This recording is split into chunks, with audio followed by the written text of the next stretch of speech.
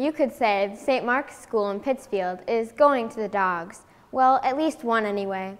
Teri Breguet introduces us now to Amber, a special Labrador, and her person, Matthew Collins. It is not unusual for St. Mark's School here in the Berkshires of Massachusetts to have an Amber Alert. No, it is not the activation of the emergency broadcast system to find a missing child. Rather, it is the joyful anticipation of 73 pounds of fur and a warm pink tongue bounding down the hallway. And Amber's like her playmate for some reason. She's everybody's friend. Like, you know, she sees you and, you know, they say, look, she's smiling and her tail's going, you can have the worst day, and, you know, she comes to get a cookie from you. It's kind of like, hey, look, somebody's happy, you know, and that's the nice thing. Amber is Matthew Collins' constant companion. For the past 6 years, the middle school teacher is rarely out of the Labrador's sight. Collins has cerebral palsy, a non-progressive motor condition that causes balance issues, and Amber is his service dog. Anybody that teaches would greatly understand that it's a pretty demanding job. You're on your feet, you're moving a lot. I have cerebral palsy to an extent that I can still get around. I'm actually one of the luckier people that have the cerebral palsy because I'm pretty much under my own mobile abilities. But as I started to get older, it was longer and harder to get around. Matthew began praying for an answer. He longed to continue his active lifestyle, teaching 6th, 7th, and 8th graders here for the last 28 years. He soon had his first encounter with a service dog, which led him to NEEDS, Dogs for Deaf and Disabled Americans. As Matt's condition made life a little more challenging, he prayed to God for an answer. Little did he expect that answer to come in the form of a canine companion, but Amber has made all the difference.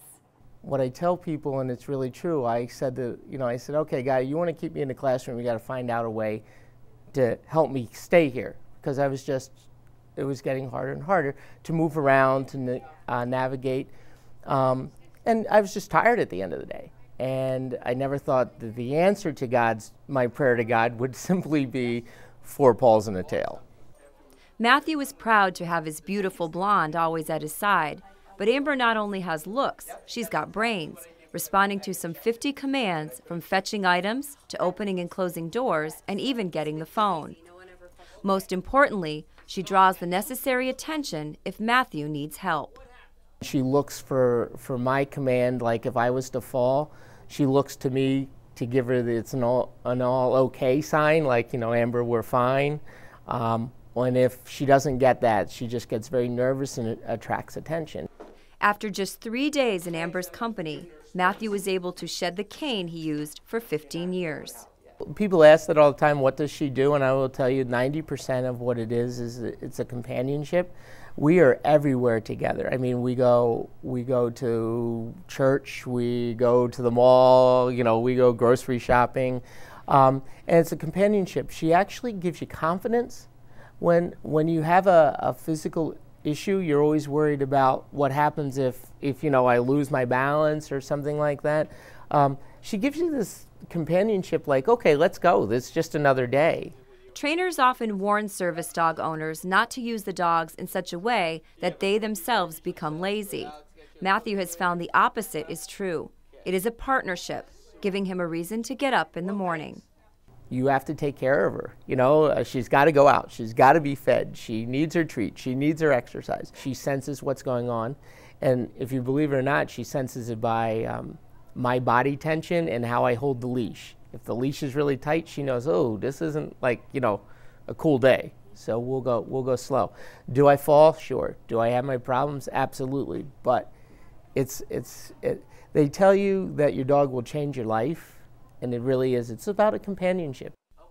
Amber, now 8 years old, is duly trained as a therapy dog, making her the perfect addition to a school environment. Not only do the students here at St. Mark's learn from Mr. Collins' determination, they find comfort in Amber. Once when I was in preschool, I didn't want to come, and Amber cheered me up. How did she cheer you up? Because she came and started looking me a lot. When I have a bad day, I just go see Amber. She puts a smile on my face. For Christmas, I got a delightful mug. It was really nice. She got 6 like Macy's shopping bags full of gifts. Matthew and Amber begin their school day at 7 a.m. and end at 5 p.m., staying to help with the extended day program. Students and faculty can even find them at the school's sports events.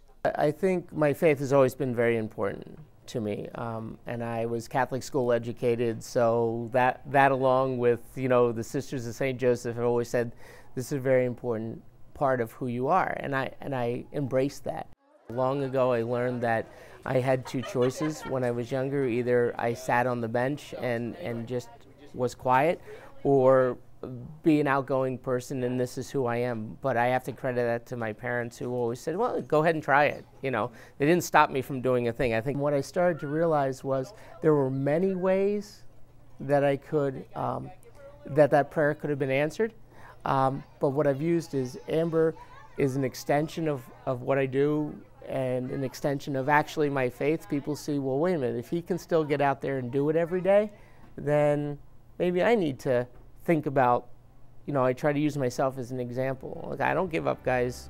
You know, you might not want to get out of bed, but, you know, Amber said, out of bed you go. Matthew admits the hardest thing can be accepting the fact that one needs help. But he says, without that person, how can we learn the compassion God wants us to have?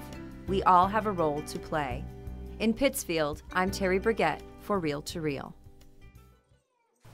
NEEDS was founded in 1976 to train and provide independence to people who are deaf or physically disabled through the use of canine assistance. The company is based in Princeton, Massachusetts, and they have trained more than 1,300 assistance dogs. They have received no government funding, and yet no one is denied a dog based on his or her inability to pay.